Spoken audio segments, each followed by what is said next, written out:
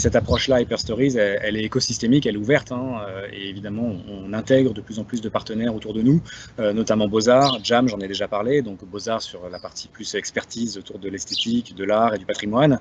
L'INA aussi, avec qui on est hyper fiers de travailler sur tous les sujets patrimoniaux des marques, notamment, où il y a plein d'histoires à raconter sur les anniversaires de marques et ce genre de prise de parole.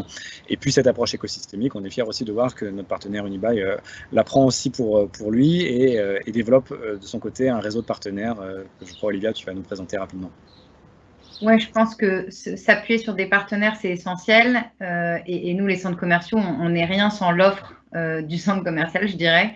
Donc, on a aussi un partenariat avec Brut depuis plus d'1 an. Donc, je pense qu'il nous permet aussi d'essayer de réinventer nos contenus, et notamment pour les millennials. Mais on a aussi des partenaires qui nous aident à renouveler l'offre dans nos centres de manière plus responsable pour répondre aussi à cette demande des consommateurs. Donc, c'est un partenariat, par exemple, avec la Croix-Rouge. On a mis en place des boutiques inversées permettant de donner une deuxième vie aux vêtements que les gens ne veulent plus. Mais c'était aussi le succès avec Too Good To Go pour sauver des repas invendus. Donc ça, c'est ce qui a été fort, c'est qu'on a fédéré donc 120 points de vente qui ont permis du coup de générer des milliers de repas en 2019. Mais c'est aussi des partenaires business.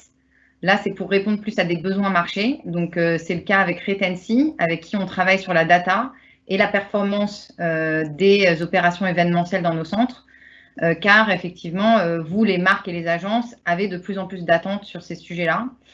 Et on sait que ces attentes aussi sur la data, comment on qualifie nos audiences, c'est aussi, il y a aussi des attentes liées aux consommateurs.